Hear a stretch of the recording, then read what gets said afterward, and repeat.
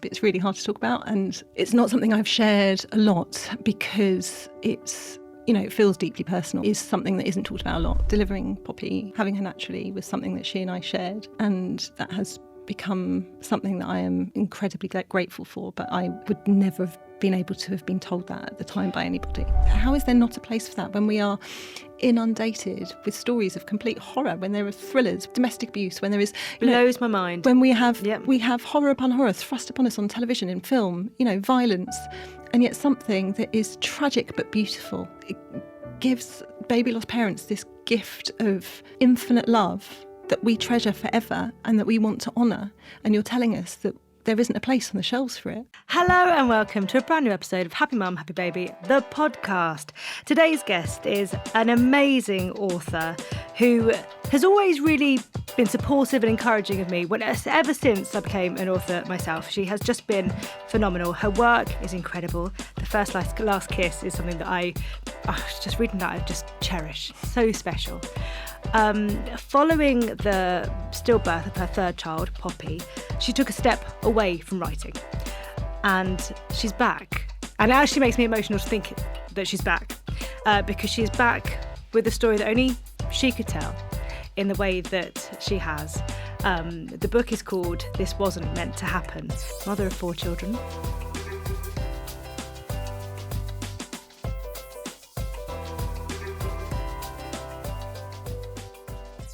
Ali Harris. Hello. Hello. Honestly, when you emailed me to say that you were writing again, because we'd spoken previously about how it was something you just couldn't do, the fact that you were back and that you were writing a book that starts with baby loss. Yeah. That we've spoken about it. It's that thing of it's not a part of someone's story that happens towards the end and it's a bit of a twist. This is where we are. It's front and centre. Yeah, it had to be. It was really important to me from the word go that if I was to write about this subject, and for many years I couldn't write about it. I had no words for it. I could barely speak about it. That if I was to put it to the page, I needed to do it in a way that gave all the space it needed for all the emotion, for all the versions of the story and the journey, from the character in the book, Sophie's perspective, but also being able to make space for Rory, her husband, for her mother, for her friends, for her environment around her, so you sort of understand the impact that something like this happens on your entire life, that it touches every single part of your life in every single way. And yet so often we're sort of told that we should just be quiet and sort of not talk about these babies that aren't with us. And so for me, in order to honour that story, to honour every single person who has gone through this story, and there are many, we know the statistics, right? We know, 1 in 4, pregnancies end in miscarriage. There are 7 stillbirths a day. I know the statistics, but I'm not a statistics person. I'm like the opposite of Sophie, who is an actuary and she lives her life by numbers and avoiding risk, whereas I am emotional and creative, and maths does not compute and statistics don't really compute. I need to sort of connect on an emotional... You follow your heart. Absolutely. And so for me, knowing that there's people out there doing incredible work and that the baby loss conversation is 11 years on, because it was 11 years ago nearly that Poppy died, it's very different from, where I was 11 years ago when there was really nothing. I could find nothing. That has moved on, thankfully, in so many ways. And there's incredible people, out there doing the work, sharing, those statistics, other people sharing their own personal stories. But for me, what I felt was missing was this place which I have always turned to, fiction, books. They have always been my comfort and my joy, but also my the place I go to make sense of the world. Sometimes through my own experiences, but also, not necessarily my experience, to understand other people's, version of the world that I will not ever and cannot ever experience. And so for me, the fact that I couldn't find a version of my story that was the central narrative in fiction just felt like we were missing something, that the community, the baby loss community, and actually just us as humans who all need to support. They say that half of adults in the UK will either have experienced baby loss or know someone who has. So, yeah, it just felt to me that this was a universal story of, love and loss, and that it's something that we all need to understand and to read in order to either have the support ourselves or to have the opportunity to support someone who might be going through it around us. We're going to come back to the book in a bit. I want to go back to your younger self and that feeling of wanting to become a mum. Mm-hmm. When did that sort of start creeping in to your world?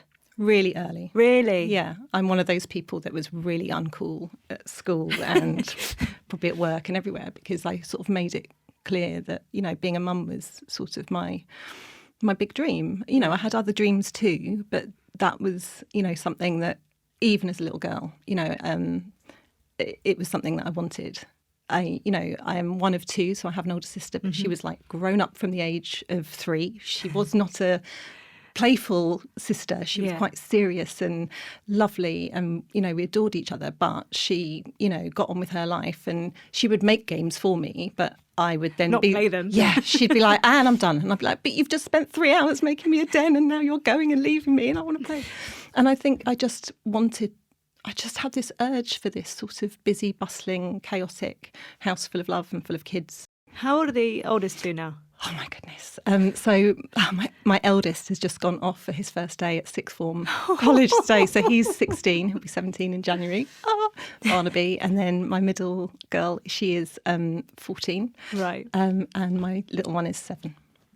And those first two, did family life look how you had envisaged it to look? It did. I mean, I was in, pregnancy and everything like that was everything I wanted it to be. And I utterly fell in love with Barnaby.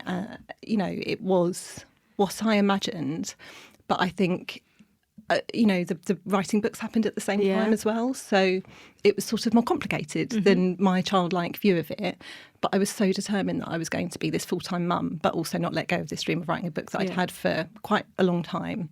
And that only really happened around the time of my sort of pregnancy and having him. And, it sort of all came to fruition at the same time as these things do, It was really busy. I think I worked off adrenaline for about the first 2 years. Without realising that's what I was doing. I was on a high. Yeah. I really was on a high. But I think that was masking quite a lot. Looking back, I can see that was fear and anxiety and panic. Over what? Over getting the mum stuff wrong? Over not taking the opportunity? Yeah, I think of trying to do everything and do it without dropping any balls, without, missing out on time with my baby, without... I wanted this vision that was incredibly hard to, which I think we were sold. I'm of the generation that was sold the kind of you can have it all. But I also knew myself well enough to know that I didn't want it all by going back to an office. Yeah. I knew that I wanted it all by having a career that I could control, that could work around my children.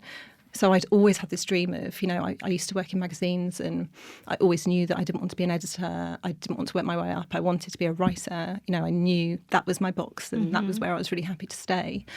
And that once I had children, I would be that mother freelancing at home and it would all be wonderful. Oh my God, so naive. I mean, we're both friends with Paige Toon, right? And I can remember Paige saying to me that when she was writing one book, she was literally writing away at a desk and she has since clarified this and it wasn't quite how I had it in my head. She was just bouncing the baby with her foot in the bouncer whilst typing away. And I was like, that's what motherhood's going to look like. Well, the thing is, I think Paige managed it. Really, it's why she's written 107 books and I've written 3. I don't know. I did not manage it. I was just like, oh my God, just complete panic at all times. But the panic didn't come across in terms of how I was mothering, although I was also a first-time mother. So, there was huge anxiety over, Barnaby had a rocky start when he was first born. So we were back in hospital. He ended up in neonatal unit. He'd sort of lost loads of weight and all the kind of nightmare stuff that happens a few days after. I'd had quite a traumatic birth, all these things that the sort of that perfect vision, but I was still clinging on to the perfection even through that. Oh yeah, his birth was insane. It was like, 49 hours and ending in a C-section. And, after 2 hours of pushing, I literally ticked every box on the bingo card, complete exhaustion, but I remember in the months afterwards just being like, yeah, I did it all. Just like, yeah, I did that. Did you feel like you had to just say to everyone? I think I was saying it to myself. Right. I think I was convincing myself so that it wouldn't put me off doing it again. Right. Because it had been deeply traumatic. Yeah. But I think it was just my coping mechanism to protect myself, the future version of myself. And I think, I definitely did that after Cece was born as well. We decided then to sell our house and to move out to the countryside. And I struggle with the timelines, but I think Miracle, my first novel, had been sold, and I was then having to write The First Last Kiss, which was a hugely emotional book, and quite complex in the way that I was writing it. And I had baby brain, and I was also still trying to freelance, and I had a toddler, and we were selling the house and we were moving, and then my husband was working in London. And that's sort of next year, so there's 2 years between my two eldest, and we moved to our new house. My husband was commuting, so he was pretty much gone from 6 a.m. till 8 p.m. I just was sleeping less and less and less because I think that sort of high-octane version that had sort of carried me through that first sort of 2.5 years was having this impact on, my anxiety and my sleep and everything. So I was just wired all the time. I'd go to bed at 10:30, just like run off this list of things to my husband, and he'd just be like, whoa, can we deal with this in the morning? Like, literally, can we deal with this in the morning? And I'd be like, it'd be September, and I'd be like, but Stacey hasn't got a winter coat. And, and it would just be all, like, I was just projecting constantly all the things that I had to do. And I just felt like I was failing on a daily basis. Yeah. And he, bless him, he would list all the things that I'd done that day that had been amazing. He would say, you took them to music class, you did this, you're doing this, you've made them fresh food, you've done this, you've done. And I'd just be weeping because I couldn't see it. But so much of being a mum is about pulling yourself up for all the things that you didn't do. Yeah. The one thing on holiday that you didn't pack, but you were meant to pack because you're in charge of packing. Absolutely. All those things, it's just, it weighs so heavily. It really does.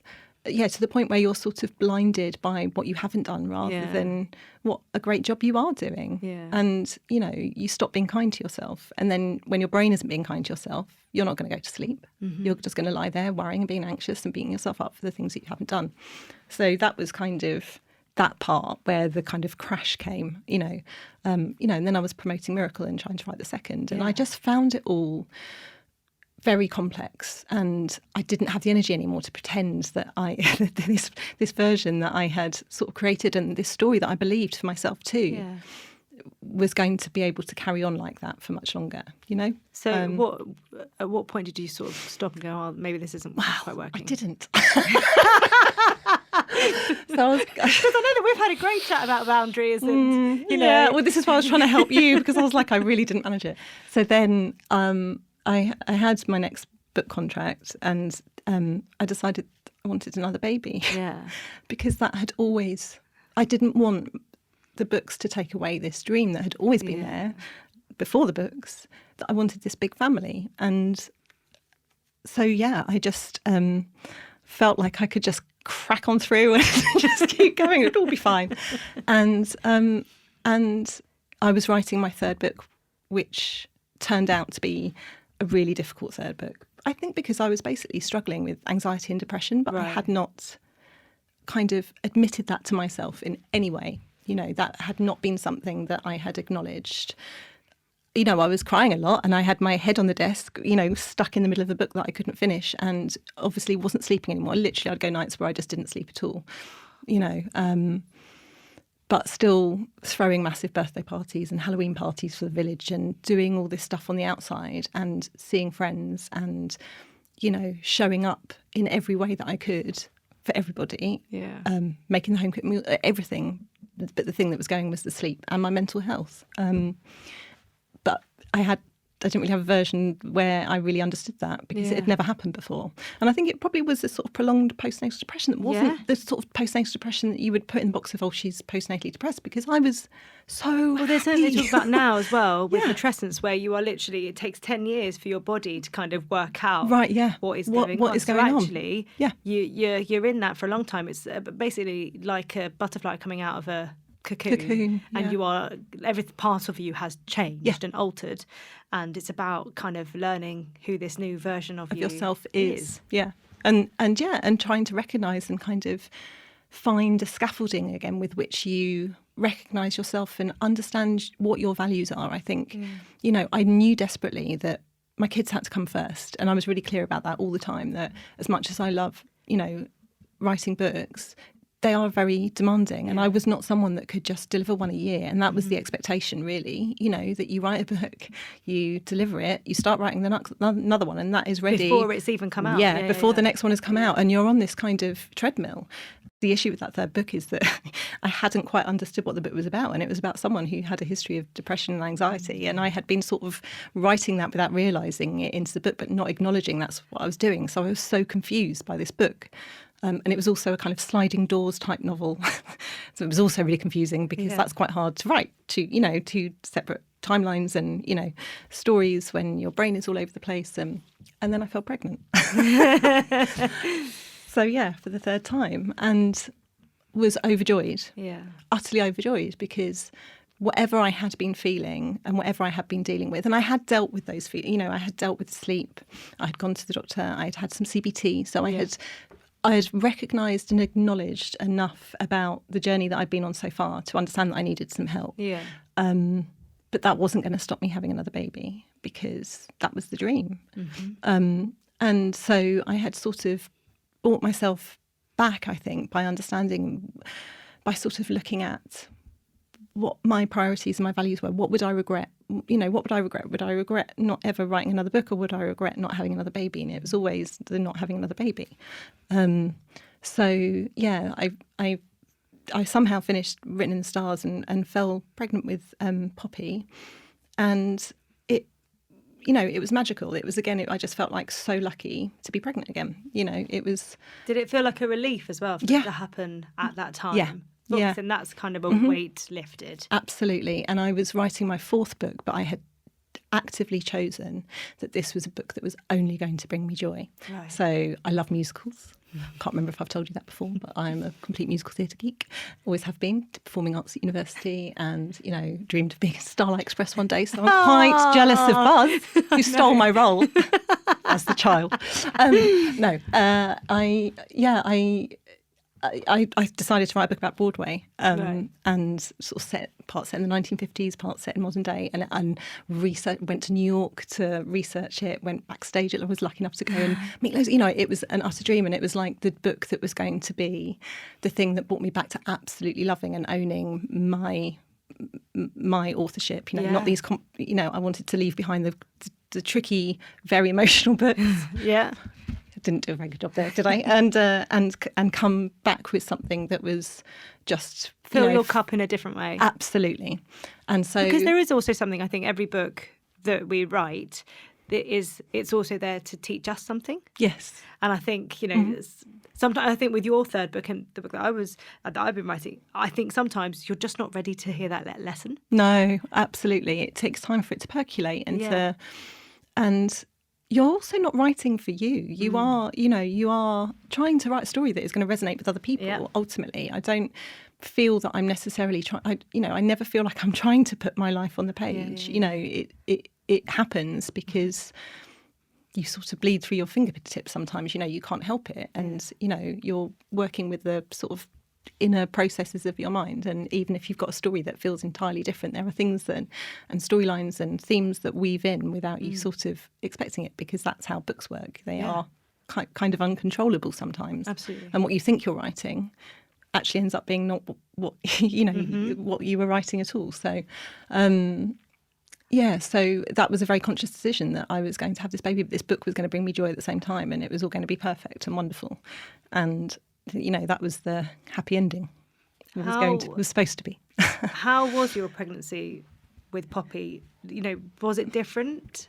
No, it was. I always had very easy, lovely pregnancies. I was incredibly lucky. I always craved cheese and crisps, and that was the same with. I was delighted to be able to eat them at any opportunity.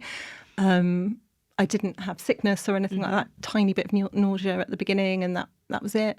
There was no reason to feel like this pregnancy was any different at all. We had our 12-week scan, and that was wonderful and normal, and no concerns. And I just sort of carried on, and I was promoting Written in the Stars then, and doing book festivals and events, and life was sort of perfect. It was the most perfect it had ever been. I felt like I'd sort of recalibrated from those early days of motherhood. I'd worked out how to be a present mother, but also how I needed to write books, how to sort of set boundaries around that, which I had sort of done with, my publishers and everything like that. And it felt like this place of, peace and calm after, what are complex years for any new parent. Yep.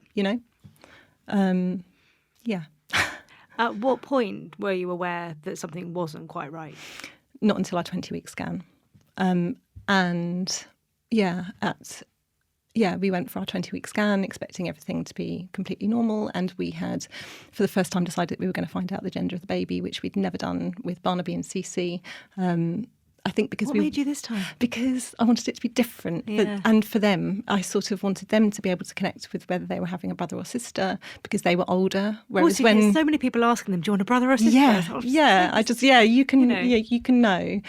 Yeah, I sort of wanted to differentiate, because it was, I think there would have been 3, maybe 4 years between Cece and Poppy. So there had been 2 years between Barnaby and Cece. So Barnaby didn't really know what was going on when Cece was born. She was just this little, blob that appeared, and he got weirdly a Woody from Toy Story as the gift. Here's the baby and here's your Woody. There, and he was like delighted. Well done. Yeah, was very happy with Woody and couldn't be less bothered with the baby.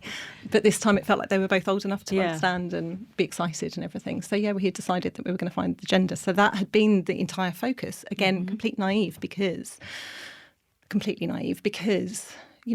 we had been so lucky with our previous 2 pregnancies to have, very smooth journeys, entirely, nothing to worry about at any moment.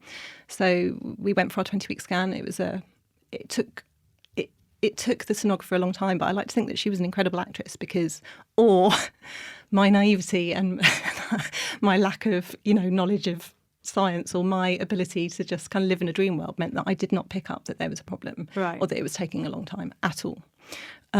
She just at one point said, find this baby's being a bit naughty and I'm finding it hard to get all the measurements. So why don't you 2 go for a little walk and have a bar of chocolate and come back in 10 minutes and, we'll have another go, because maybe the baby just needs to move around a bit.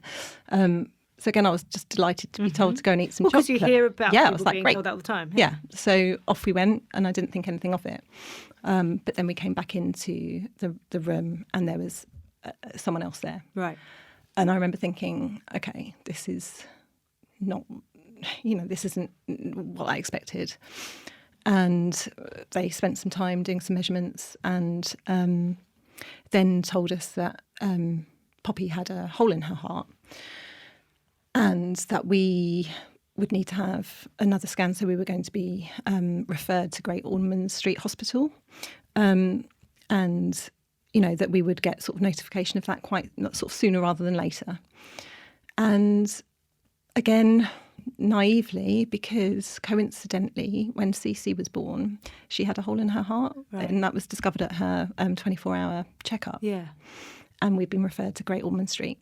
And it had all been fine. We'd gone back at 6 weeks, at her 6 weeks check, we'd gone back and told, don't worry, it's all fine. It's very normal with babies.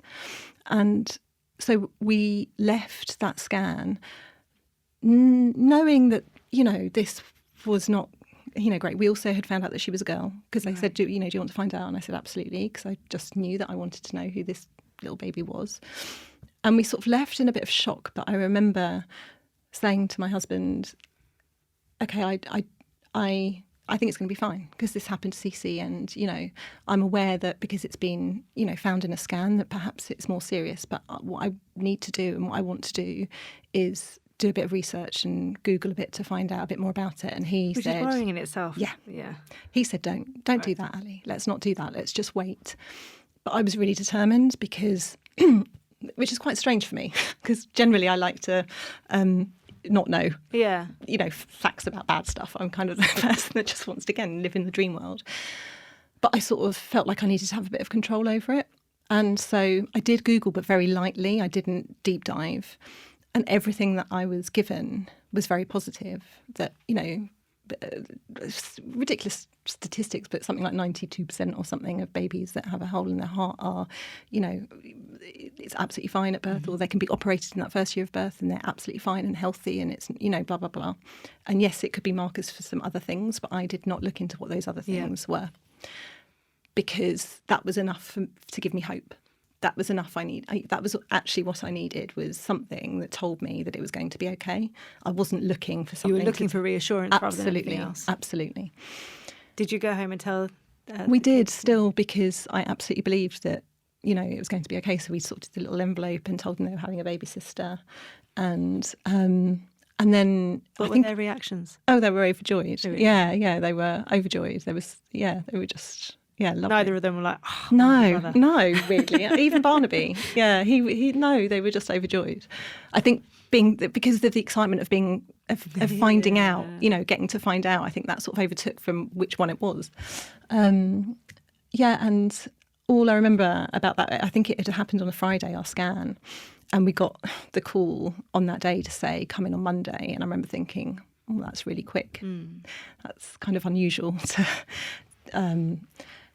And I remember not sleeping that weekend. And what I did was build a Pinterest board for her nursery. I remember vividly just creating a world for her that she was going to exist in. That was what I did. It was sort of my way of, you know, just, you know, putting out into the world that this was going to be okay and she was going to come, you know, that it was going to be okay. So that's kind of my vivid memory of that. And then, we went to the next scan at Great Ormond Street Hospital. And did you and Ben talk about it?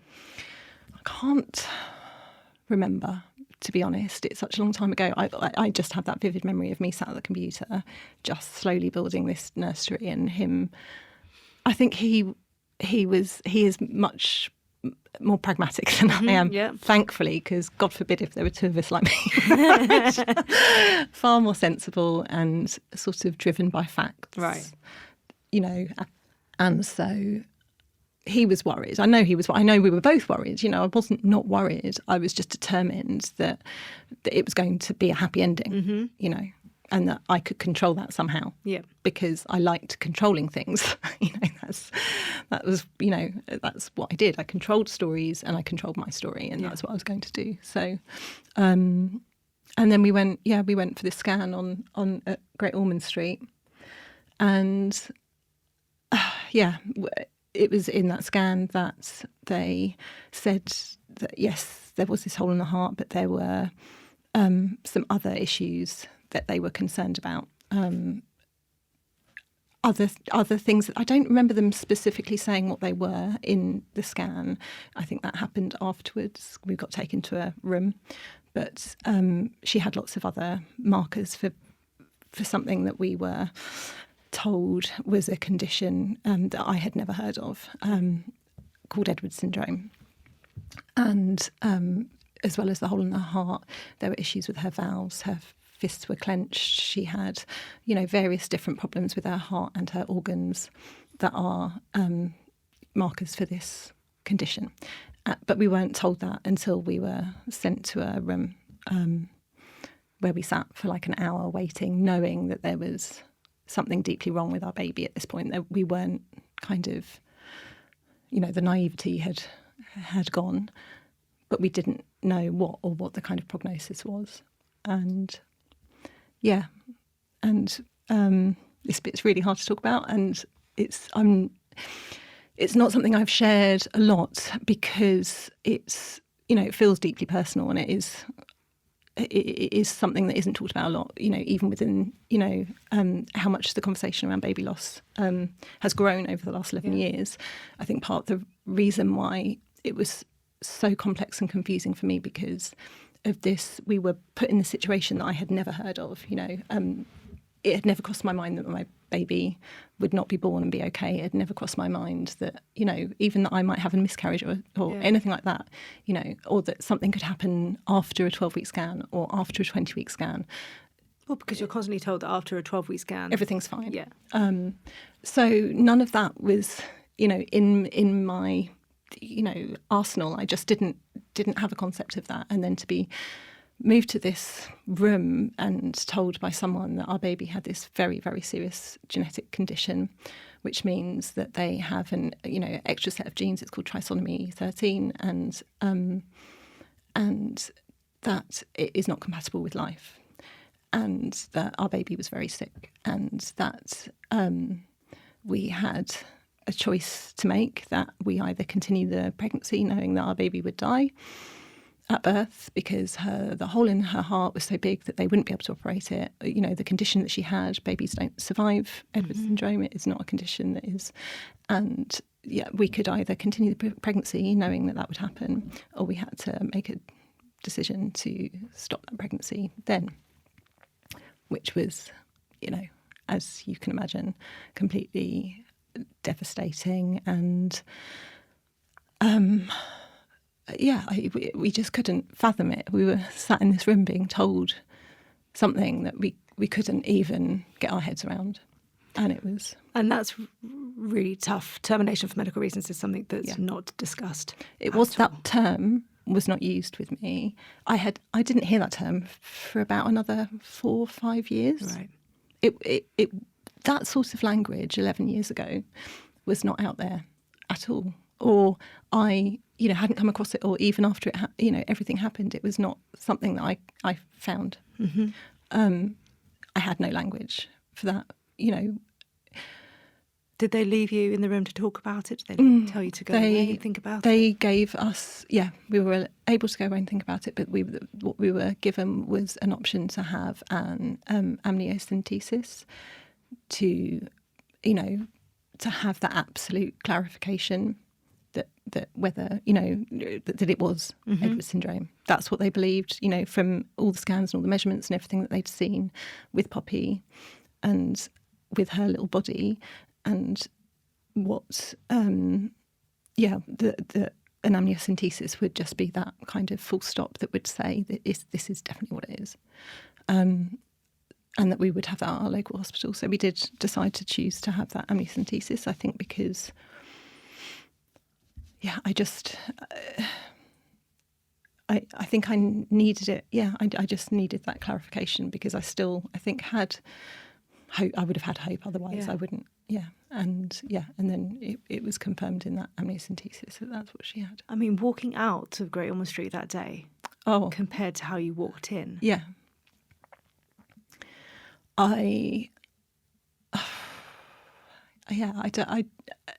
It's an absolute blur, I remember being in the room and how long we were in there for, and the newsreel just going round and around, and this realisation that reel was sort of indicative that the world was still turning, but my world wasn't. It had very much come to a full stop in that moment, in that conversation, in being told, being given this, decision that we had to make where there was no choice. The journey home was pretty dark and bleak. And then you go back to 2 children. Did you? Were there any words? No, I don't think there were at that point. On the way back from the hospital after the original one, we had, but it was still like bleak. There was still like a bleakness after our first scan, because we weren't coming out going, "Yay, it's a girl." There was, this underlying sort of heaviness. But this time it was just pure shock from both of us and devastation, but just having to get back to our children who are being looked after by the grandparents, trying to process what we'd heard, still being pregnant with my baby. Not understanding any of what was ahead, not really, because you're in just deep shock and instant, it's sort of like a numbness, like It must have felt quite overwhelming to walk back into your home. Yeah, it was. And to, it was sort of like, at that point, it was just like a waiting game. We had to obviously carry on for the children, but carry this like dark knowledge of what could potentially be to come. It was also October. It was Halloween. Halloween had always been something that was really big in our house. We're sort of known for throwing these huge Halloween parties with all the children. I would make games and, all my creativity would come out, and we're still sort of known for it in the village with decorations and everything. But that year it was just like, none of this is happening. And suddenly it was just this, a celebration of death. And I couldn't, I think I was just a husk. I was just a husk instantly, apart from when I was around Barnaby and Cece, because I couldn't be, because you can't when you're... And obviously we had the next stages to get through, the amniocentesis and the results of the amniocentesis. How long did and it the take you for you to get the results? A couple of days, I think. They called us on Halloween. And the kids were out trick-or-treating, and it was... I can still see myself sat on the sofa with Ben taking the phone call and me just weeping, because that's when they start to tell you what is going to happen next. And they ask you your choice, and we had decided that the pregnancy was going to end for the sake of me, for the sake of Poppy, for the sake of our children. Like, I couldn't carry on with it knowing that was where it was going to end in another 3 months' time. But I also couldn't fathom how I was going to get through this next bit that was so beyond the realms of my understanding. Is part of that also trying to gain some control within a really difficult situation? There isn't any control at that point. There just wasn't, because, you're literally giving a choice, neither of which you want to make, and then it's sort of horror upon horror. That's the only way I can describe it. It's like one thing after the next, like, your baby's got a hole in the heart, your baby has this terrible condition that means it's not going to live. You are going to have to make a decision that will impact your entire family and you for the rest of your life. You are going to then have to deliver your baby. Did you realise that? No, not until they said it. And that was a huge shock. I remember the consultant saying on the phone to my husband,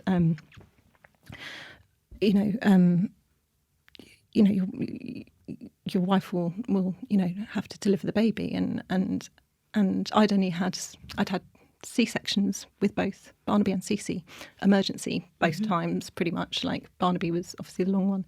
Cece had, I ended up getting cholestasis, and she was a week late, and they said, right, you need to come in and have a C-section because you're probably going to end up having the same labour as you had with Barnaby, even though throughout the whole pregnancy they told me that wasn't the case, as they do. And you're like, oh, great, you could have told me this 6 months ago. And so I knew that my body didn't give birth easily. And that it hadn't actually managed it before. And I remember just crying and saying, I can't do that. How can I do that? I can't. And then saying to the consultant, she can't do that. That's not going to be possible. And they basically kind of said, she sort of has to, because it's the only way, it's the safest way for the mother. And C-sections are, something that are done to protect the baby, basically the life of the baby. So it was not an option to not. So that was kind of the next stage that we had to go through. And obviously it was petrifying, but ended up being the experience that I will always treasure the most. Delivering Poppy, having her naturally, was something that she and I shared. And that has become something that I am incredibly grateful for. But I would never have been able to have been told that at the time by anybody, because it just felt completely unfathomable that I could even begin to go through something like that and survive it. What was the timeline of that phone call? At what point did things start? So it took quite a long time, to be honest, for personal reasons as well. Between the 20-week scan, between finding out that she had Edwards syndrome, between having the amniocentesis, I actually ended up delivering her at 23 weeks and 5 days. So it was quite a prolonged process that from that stage to the end. And yeah, within that time, it was just trying to just survive each day and sort of survive it for the kids that were at home with us, and then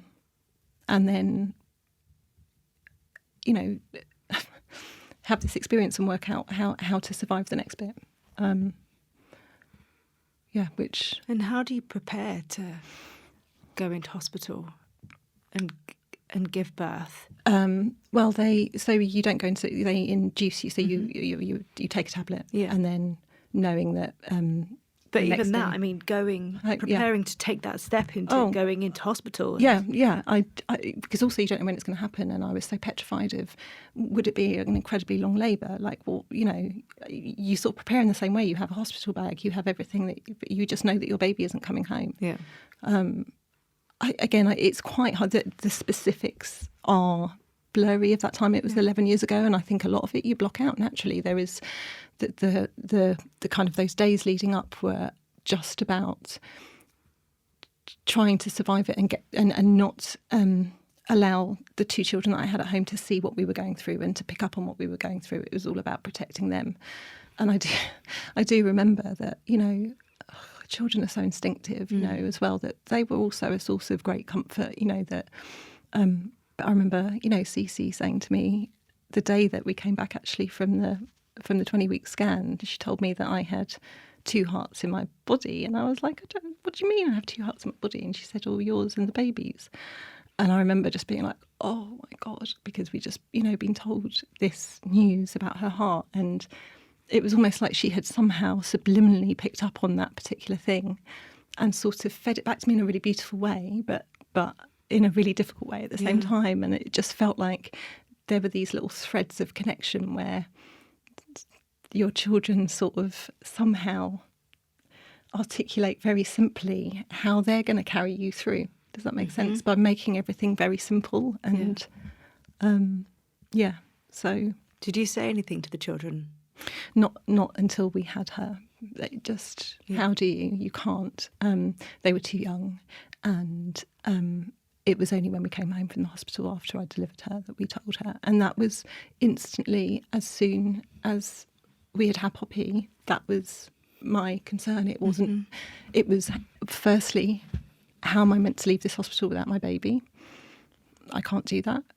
But secondly, how am I going to deliver this news to my children? And how are they going to be? And how am I going to be able to support them? And it was sort of very much, the transference was always away from myself and my pain. And in the sort of, in delivering Poppy as well, it was very much about, I was taking the pain so she didn't have to. That was how I sort of transformed it in my head and found the strength to do it, I think, and to find the strength to do it in a way that allowed me to find pride in the experience and beauty in the experience as well, because I did. Did you? Yeah. Yeah, absolutely. Like I say, it's something that I will treasure forever. Having her, holding her, being in the room with her, I think we spent 6 hours with her. Did you feel that in that moment? Very, very deeply. I didn't want to leave that room. I wanted to stay in that room. If I could have lived in that room with my other children, I would have done. And did it surprise you? Were you, before stepping into that room, were you scared of what was to come? Yeah, because you have, they ask you so many questions. Are you going to name your baby? Do you want to hold them? Do you, all these things that you're just like, how are you meant to know until you're in that? I don't know. I can't. All I can do is get through each next thing. I cannot think beyond the thing that I'm having to deal with right now. There is no version of which I can work out how I'm going to manage next. I had thought about her name only because Poppy was Cece's favourite name at the time, but also I delivered her on November the 12th, and obviously poppies are everywhere, and it's a flower that means remembrance, and it just felt it was not the name that we would have chosen for her. Yeah. You know, it wasn't on my list. It was a special name that was hers and that was given to her for special reasons by me and by Poppy, you know, and by Cece, you know, and and that's also been a source of great comfort, just that symbol and everything over the years has been a huge comfort. Yeah. And the fact that it means remembrance and hope. And every November, you know, every November I get to see these like beautiful poppies and to sort of remember her and to, you know, have her with me, you know, at that time. Her, you know, I honour that day as much as I honour the day that would have been her birthday, because I knew that I would have had to have had a C-section. So she has 2 days. Like, my other children only have 1. She has 2, and on those days it is her day, and it is my day to find the ways to be close to her. I can, but I didn't want to leave the room, and that, you know, driving away from hospital that day was devastating. And what was it like holding her? Heartbreaking.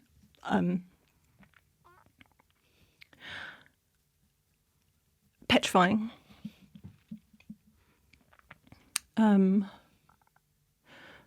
But I think I just felt like, you know, she was tiny.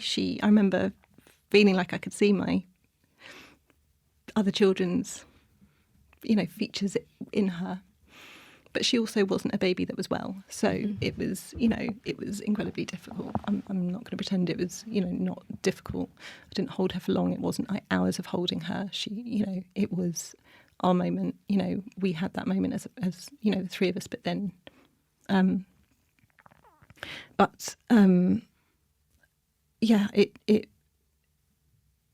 it was petrifying before, and then there was a piece that came with it. In it, everything that I was scared about was far worse in my imagination than it was in reality, if that makes sense, because in terms of delivering her and in terms of those questions that were asked afterwards, do you want to give her a name? Do you want to hold her? You know, I'd chosen a tiny, tiny little outfit that was obviously still going to be too big for her. I had bought a bag. That is actually how I prepared. I remember actually, weirdly, I'd gone into John Lewis in those days when I knew that I was going to have to deliver her. I forced myself to go into John Lewis. I don't know why, just to prove that I could do it for her, because I wanted to choose her blanket. I wanted to do the things that I would have done and that I did do for my other babies. And so, I sort of collected these little things. I wanted her to have a blanket and a little sort of jelly cat bunny like the other children had had. And that, you know, that was something that I could take and that she could have and that she could keep and that she could be wrapped in. The outfit was massive, so they couldn't do that, but she was in the blanket. I just did what I could to mother her the best that I could in the moments that I could, knowing that they were going to be very short and, you know, and brief. Yeah. And that realising that opportunity that mothers decades ago didn't have was a real blessing, and I cannot imagine not having had those moments now to hold on to. So I'm incredibly grateful for them and for the care that we got and the kindness of the midwives and everything, you know, the ways in which we were supported in those moments. You know, the time that was taken to explain everything to us, and, you know, we were given all the kind of literature, but all that stuff can't actually help you in that moment, you know, but you know, those people are there to help you, and they and just sort of gently guiding you through those choices and giving you the opportunity to make those decisions was, you know, very carefully done, and I really appreciate that. Also makes you realise how, as much as people don't want to talk about the loss of a baby, that it happens. Yeah. You know, these things exist because it happens. So as much as people don't like talking about it, it doesn't mean that it's going to go away. Yeah, absolutely. Yeah, and yeah, you have to realise that you're stronger than you realise. Yeah, I think that was the thing that I realised in those moments, was that everything that I couldn't imagine getting through, I got through and I survived. But I did it for her. I didn't do it for me. I did it for her, and that sort of going forward, all I could do was make sure that I somehow could survive each day and then work out a way of honouring her as her mother for the rest of my life in the best way that I could. And that was all I could do to sort of make peace with it all. It must have been, well, there are no words, you know, stepping away from that room or away from the hospital. Mm-hmm. No, there wasn't. I didn't have it. And I think, again, that's the, you know, it's so hard to talk about because it's probably it is the last big taboo of baby loss. It's the story that I really couldn't find. It's not the story I've written. And the reason that I have not written my particular story into this book was because it had to be fiction. It had to be separate from me. I didn't want people to read a book that felt like my version of this story. It is a book that is about, you know, a woman that experiences the stillbirth of her baby, who loses the baby that she loves. And that is a universal story for anyone that's been through baby loss. It doesn't matter how it's happened or what version of baby loss you've had. Anyone that's been through it has those same experiences and the same emotions and the same feelings and, you know, the similar journey. And, you know, and so I sort of don't want to conflict my experience and kind of confuse it with the book. Does that make sense? Because it's not about me. That was the point. That was the point of why it took so long for me to begin to write again, because for those years after Poppy died, I had no words. I didn't have the words to talk to my family or my friends, really. You know, like I just didn't, because I had no example of how to. Yeah. I was given nothing, you know. All there was at that point was forums, I would say, which I did visit, but they felt like terrifying places because they were faceless. They were like, you know, it wasn't like going onto Instagram and hearing other people's version of a story that you could connect with this particular person. It was very much like someone with a number for a name. And because of the nature of my experience, it didn't feel like a safe place. It felt that there could be people in there with certain agendas. It felt like, you know, my experience of Poppy and my love for her and my journey to being her mother could very easily be turned into something ugly by people, and I couldn't let that happen. So I sort of had to protect it. But then with that protection and silence comes shame, which you know that you don't deserve or need, or, you know, not guilt. I didn't feel guilt because I knew I didn't need, you know, that wasn't, but by not being able to talk about it openly, that, you know, I wasn't able to clarify my own head, you know, what do I say? Was it a miscarriage? Was it stillbirth? Was it, you know, like, and it took me such a long time to even know how to even articulate that, because I was in this messy middle that no one talked about. You know, again, I'd go back to Google and try and, you know, I'd remember celebrities who had perhaps had a late pregnancy loss, and wonder, like, was that you know, but those stories, you know, like, I just didn't know how to find the version of what I was going through. And now that we have the term, and now that people do talk about it more, how has it been for you? I think there was peace in knowing that it was talked about. I don't think I don't love the term. I don't. Yeah. It feels like a bunch of letters. It feels very harsh still. To me, it wasn't a termination. It was. I remember listening. Obviously, I've always been a Happy Mum, Happy Baby fan, and listening to Elle, who I met at one of your book launches as well, because I stalked her at a book launch and went up and basically said how amazing she was, because she was one of the very first voices. Elle Wright, you know, she, you know, the way that she loved and talked about Teddy within the baby loss community, you know, and on Instagram, and how articulate and everything she was. Hers wasn't my story. It wasn't the version of baby loss that I'd had, but how she talked about it was hugely inspiring to me. And in all those things helped me find, like, the baby loss community on Instagram, and, you know, the Baby Loss Awareness Week, which I'd never heard of, and A Wave of Light, and all these beautiful things in this community of people that do know exactly what you're going through. And then you find this sort of, you know, sub area with the termination of medical reasons. But yeah, I remember Elle on your podcast saying that she preferred the term compassionate induction, and I just thought that's so beautiful. Like, I wish people used something like that more. because I just don't think that term does it justice. And I find it quite hard to see and harsh to see, because it just doesn't peel back the layers of that experience in any way. You know, I'd also obviously been very visibly pregnant around the village, and it was the thought of bumping into people, the thought of having to share what I'd been through, you know, like, or having those sorts of sympathetic, or people getting emotional, you know, any of that I couldn't do. I didn't do the school run for months. I had incredible friends. My husband was incredibly supportive. They rallied and protected me. How did you share that news? With close friends, I think Ben did it. I don't think I could. I just, again, didn't have the words. With my family, I did, but it was hard. It's sort of... No one knows how to talk or react when you give someone news like that. Yep. You don't know how to talk about it. Mm-hmm. You don't have the words, you know. So none of that was easy. I think my friends knew because we are close, and Ben was able to feed them that information to protect me, because I didn't have it in me to articulate it at all. So yeah, I just felt that I had to grieve and survive and work out how to, you know, get myself through this journey in a way that would mean that in years to come I wasn't going to fall apart, or in the, you know, so face it, not kind absolutely of face it. Yeah, not bury it. And that's what I did. You know, I was lucky enough to be offered counselling with Petals, who are an incredible baby loss counselling charity that are actually based in Cambridgeshire. And at the time they had a contract at Addenbrooke's Hospital where I had Poppy, and they I had 6 free counselling sessions, which I started 3 months after I had her.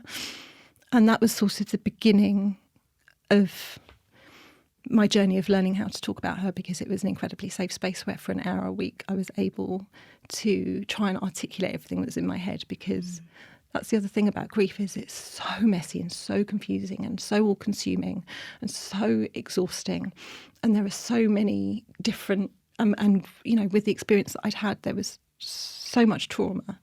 It was a lot to carry. You know, it's a lot to carry around in your head when you're also trying to... Well, and with the fact that within a household you would have 4 people that are experiencing grief and processing it in a different way. Yeah.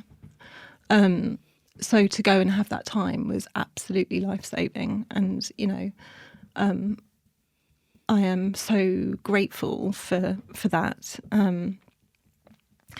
And feel very lucky, because I'm now working with them a bit to you know, try and, you know, support you know, them and their incredible work. And I feel very lucky that this book is sort of taking me on a journey where I'm able to now give back in a way that I have always known that I could one day when I was ready, but it was just going to take time. How did you talk about Poppy at home? Not a lot. With the kids, we told them when we came back from hospital, you know, very simply, in very simple terms, that Poppy had been very sick. She had a hole in her heart and she had died. You know, it was we were advised that anything else, any other version, is just so confusing for children. So we told them the very next morning. They both had very different, you know, reactions. And then, you know, children channel things in very different ways. My daughter just had constant questions. You know, she was very articulate, like, why couldn't the doctor put a plaster over the hole? Why couldn't, you know, she wanted to know why that had happened, and she was able to articulate it in a way that sort of, you know, using her brain, you know, just kind of get those words and those thoughts and those questions out.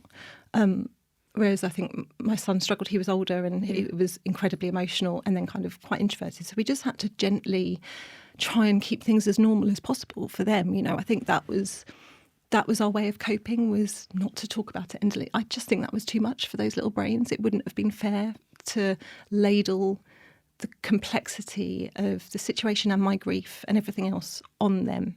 And it's such a personalised thing, you know, because I know that, you know, like we were talking about Elle, who wrote a book called Ask Me His Name. Yeah. It's very difficult to expect every single parent who has experienced baby loss to want to talk at a point that is right for the person they're talking to. Yes. Do you know what I mean? Absolutely. Just because you are interested at that point doesn't mean that I am able to share.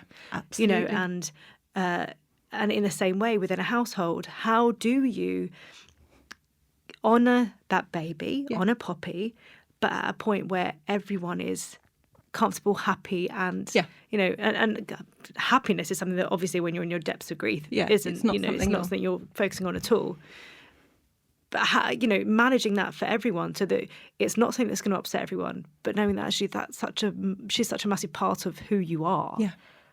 That you feel like you want to include her in conversations. Well, I think we did it we planted a cherry blossom tree in the garden for her. That was one of the very first things we did. I wanted something in the garden that would grow with the children and that would be a place that I could visit, that we could talk about her, that was, that would bloom in the spring when she should have been born, rather, and that has been a source of great comfort, and sort of that's her little symbol. So for me, something out in nature, which is always where I felt very close to her, has been incredibly important, and that was our way of doing it, rather than constant conversation. Or, the children who are now much older, they know that, a candle will be lit for Baby Loss Awareness Week. They know when it's her day, but it is their choice to choose how to honour that, not mine, know. And so, I think it's sort of different. All of us are handling it,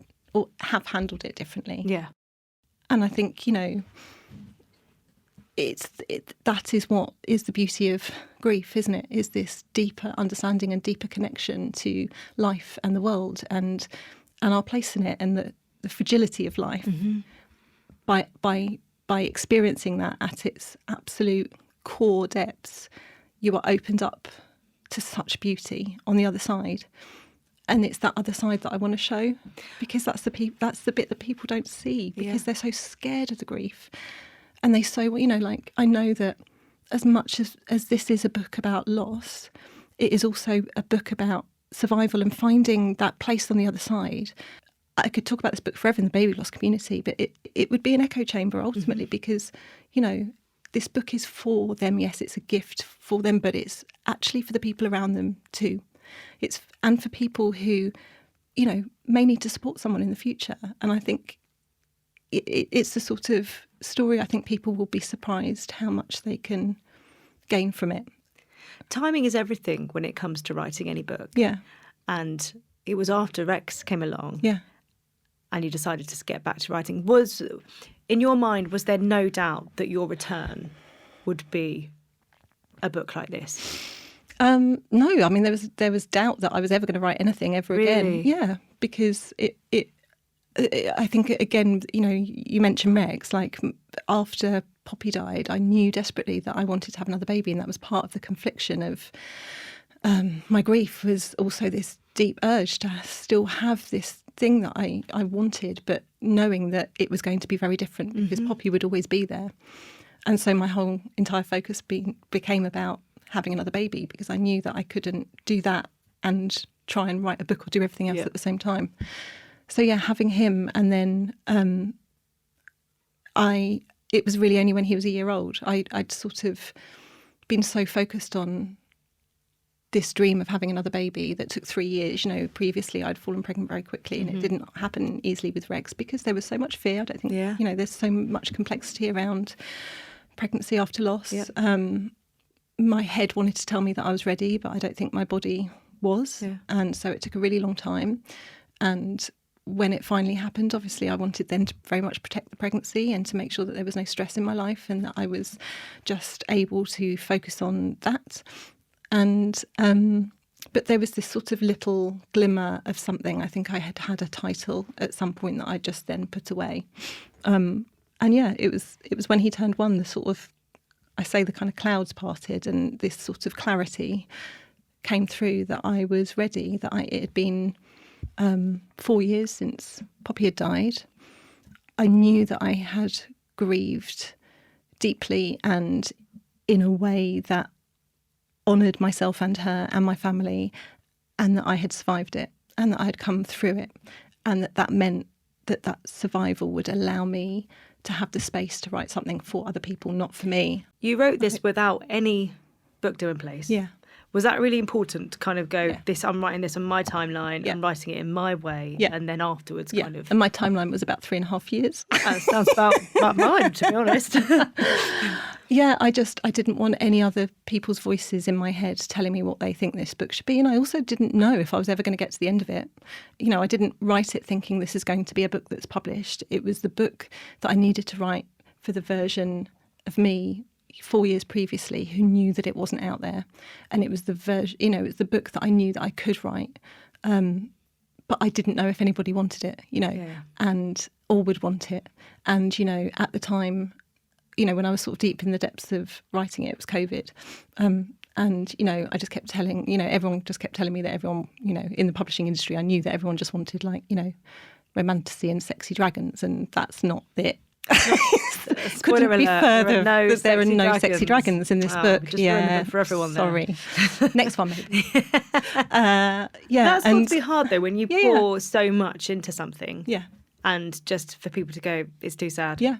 And that is what happened when it went out as well. So having spent, 3 years writing it, my agent, who is incredible and who'd stood by me, throughout, the last decade of me, not writing, was incredibly supportive and saw the power and the beauty of a book like this and understood that it's something that women need and that we need our stories out there. And that's what I feel very deeply as well, that, there's so many things that, about our lives that we're told to sort of keep private and to ourselves.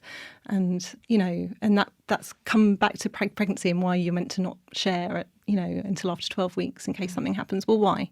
So that you can be entirely alone in your loss, or you can pretend that it didn't happen and no one knows, and so you just carry on as normal. When this kind of seismic thing has happened to you and your body and your life, you're meant to just carry on as normal. And she understood the power of that and was hugely supportive. I think I only shared it with her when I had written pretty much the messy first draft. And then, it took another year and a half to kind of lick it into shape because it was 300,000 words. And I had written every version of, every scene I'd probably written several times. And I think there was also this sense that I didn't want to stop writing it. Yeah. I didn't want to. It was a way of keeping Poppy close because I was sort of, writing this journey that had changed my life through the eyes of other characters and through, that I just didn't want to stop, And so when we had, when I'd finally got to a place where we were both happy with it and it was submitted to great excitement and great hope from my agent, who believed that this was something that was going to make this, big impact in the industry and that we would be inundated with offers for people who wanted to publish it, to only then get no after no after no after no. And then, there's this sort of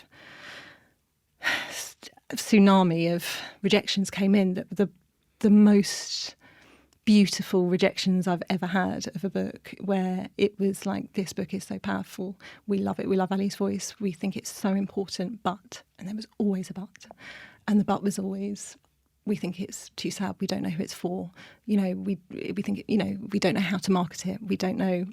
And we came close a few times as well. There was a few publishers that were like, yes, and then it would get to the marketing department and they'd be like, no, don't know how we would put this out in the world. Well, the whole we don't know who it's for thing, you actually shared some statistics of reach and engagement of baby loss community. I did, yeah.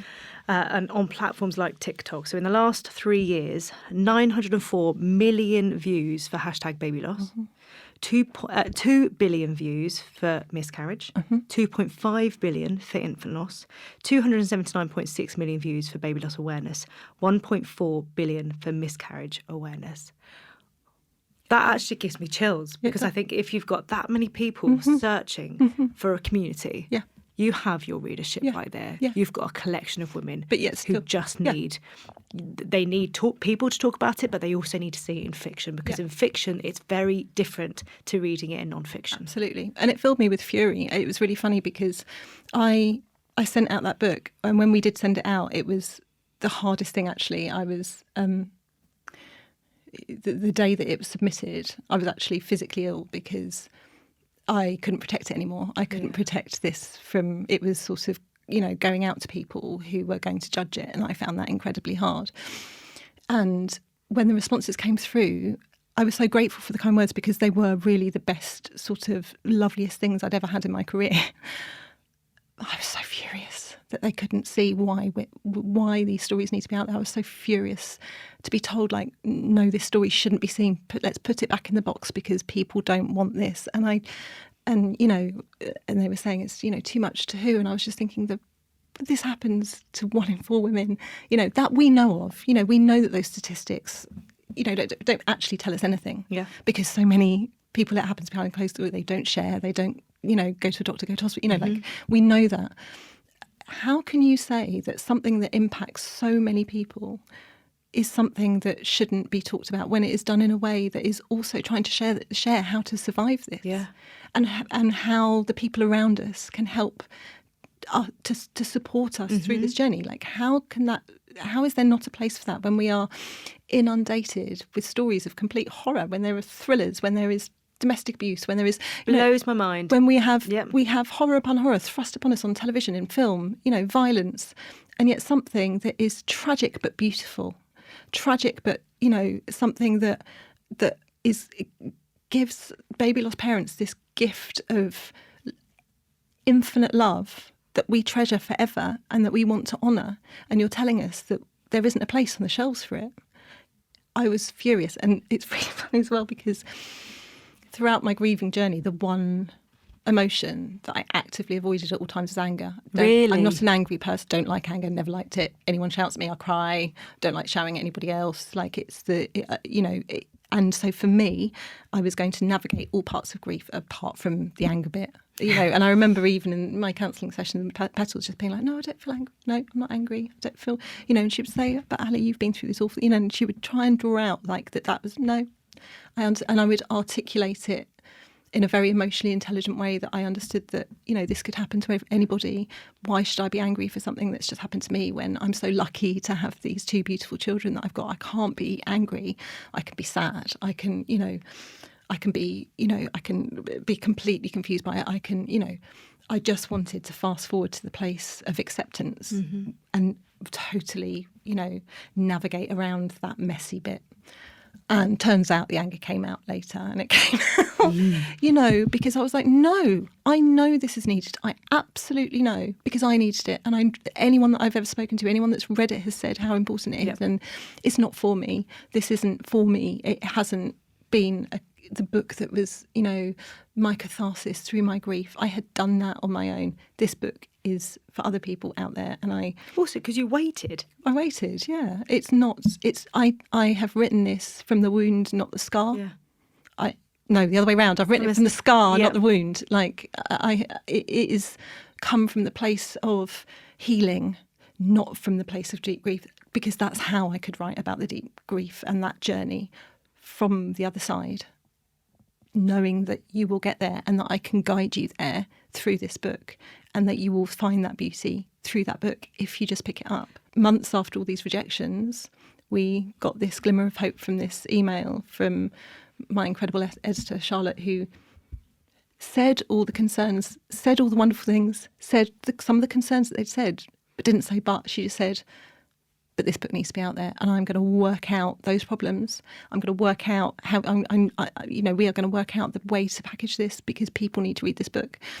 And I remember just, and the moment we first talked, I just knew it was her, that she, and also there was, publishers out there that I didn't want. I was also willing to say no to people, because I was not going to give this book to anyone that I didn't trust with it. There was some, emails that had come back where some of the wording I hadn't liked, or they had kind of been very flippant, but had shown an interest and said, well, we're going to take it to this team. And I just, And their reactions are important, because obviously you've got an experience of talking to people about your experience and seeing what those reactions are and what doesn't sit, Absolutely. So even in actually terms of how you and your agent, what you both thought and your differing of opinions of what the reaction was going to be, you have the experience of speaking to friends and that conversation not being met correctly, or in a way that is useful to anyone. And I think as well, using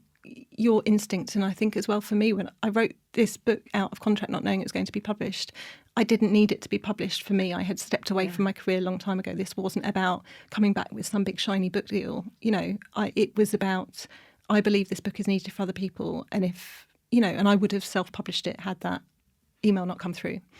It would have taken a long time because I don't seem to do things very quickly and I'm not very organised. So I'm really glad someone did say yes and I think actually the writing of it had obviously been emotionally exhausting, that the thought of then having to do everything else myself, I was trying to get my head around that as in the period of time before we got that one yes, there was a period of a good couple of months where I was like, what next? Because I need this out there, but I don't know how, and I just need space and time to heal from the journey of the submission, and to work out how I can share this, in the future. What is the official publication date?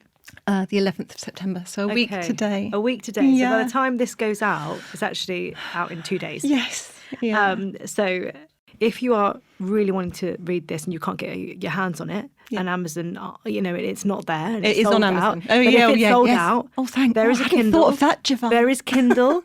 Is it on Audible? Have you done? Yes, so there are other ways that you can actually get your, you know what I mean? And I feel like actually, as an author, I don't care how people are reading it. No. Get it on Kindle. Libraries. Yeah. So there are ways. Yes, if you go always. To And also, if you buy a copy, pass it on. Yeah. Give it to the person who might one day, who you think, either might have needed it 10 years ago, like me, or, if you're someone who is going through this journey and actually you can't read it yourself, it is too raw, it is too much for you. Give it to your friend, give it to your best friend, your sister, your mother, give it to the people around you so that they can support you and understand what you are going through. That's who it's for as well, Ali, if you could write a letter on motherhood, who would it be to and what would you say? So I knew you were going to ask this. So I had to write something, Giovanna, because obviously I'm a writer at heart. I mean, I like to talk too, clearly, but once you start me, I don't stop. But I had to write something because I knew that who I wanted to write to was to any mother who has experienced baby loss, however long ago. And that includes me. So, it's to me 11 years ago at the same time, but it's also to anybody who has gone through it or is going through it. And I've just got to say, Ali is the first guest to actually come along with a piece of paper. She has written this letter. I did check first, didn't I? You did. This wasn't I hugely appreciate this thought. I feel like, like a really... like a student that's come in and been really I've done my work already. Yeah, thanks. Well That's made me really happy. A+ made me really happy. I was that kid. So was I. Yeah. Not achievement. Yeah. Thanks. Lovely. So, to the mother whose baby is still, but who is still a mother. I know your pain, the shock, the disbelief, the trauma. Your brain can't register it, but your body feels it in every single cell. Your heart is obliterated by it. You are shell-shocked, cell-shocked. You don't know how you'll survive the next minute, let alone the next week. You don't know who you are anymore. Now you're a mother without a baby in her arms. It's incomprehensible because they are still embedded under your skin, their handprint pressed tightly against your broken heart. Perhaps like me, you have other children who need you. They are your world, and you will survive this for them. They will put you back together, even as your heart breaks again, for them. Perhaps this was your first pregnancy, and the emptiness feels colossal. You may not have the routines of parenthood, but you know the depths of love through your loss. That is where your journey begins. At first, survival feels like silence, but silence is suffocating. You don't know what to say or how to reach out, but you know you need people, friends, family, to be there so you can say aloud, "My baby died, and I don't know where to begin." That is how you begin. If they don't know how to answer, find the people who know your pain too. They can help you. You wonder how life could throw you such a tragic curveball, but within the devastation comes clarity, how lucky you are to hold, to nurture, to love the children who are here, or to love the people that you love and who love you. You may not know how to survive living when your baby isn't, but the ones who are will be the place you always return to. You'll learn that grief is messy, but so is life, that you don't have to do it perfectly. Some days just breathing in and out feels a lot. Adrienne Mishler can help you here. On others, you manage to put one foot in front of the other. Some days you run, further and faster than before. You won't go back to who you were before, even though the people around you really want you to. You try, and you fail, and then you feel worse. You want to beg them to let you wear your grief as a cloak to keep your baby's memory close. You'll learn that wearing that cloak allows you to carry them with you in the way you mother your children, your friends' children, your nieces and nephews, yourself, or how you allow yourself to be mothered. Maybe in the way you'll mother another baby, or babies. Science will tell you that you still carry your baby in your body, in your tissue, your organs. They are part of you forever, but you already know this because your heart told you so. And then one day, you'll wake up and realise you're living with more gratitude, appreciation and purpose, and with a kind of determined, rebellious joy that acknowledges grief, accepts it even, but also tells it firmly that if it is to be a permanent fixture, it must now add to your life, not take any more from it. As Cheryl Strayed wrote in Tiny Beautiful Things, you can't go on as you have before, so you must go on as you never have. There will always be cracks in your heart that only they can fill, but it's there, in those cracks, that the light shines through and your infinite love will render them gold. You know you are a mother still, and always will be. Oh, Ali. That's absolutely beautiful. Thank you. And I love that we're both wearing these necklaces. Your beautiful daughter made. She did. She did. Like I said, don't wear them in the shower. I'm sure Cece's made them very, very well, actually. They're all going to stay together. But they are little hearts that have been put back together again. And that's, with gold. Yeah. Because that's the message of the book, that your heart can be healed and it will be more beautiful because of this journey that you've been on. And there is beauty on the other side. Ali, we end the podcast with you completing 3 sentences. The first one is being a mum means. Well, it means having your heart broken and fixed back together with gold. It means, being remade over and over again, of knowing that you are stronger and more resilient, and that you have this infinite love that is never going to go away no matter what happens. No matter what happens, that will stay. The moment that you become a mother, the moment that you know you're pregnant, that is there forever, and no one can ever tell you otherwise. Since having children, Oh my God, I am an emotional wreck, but I always was.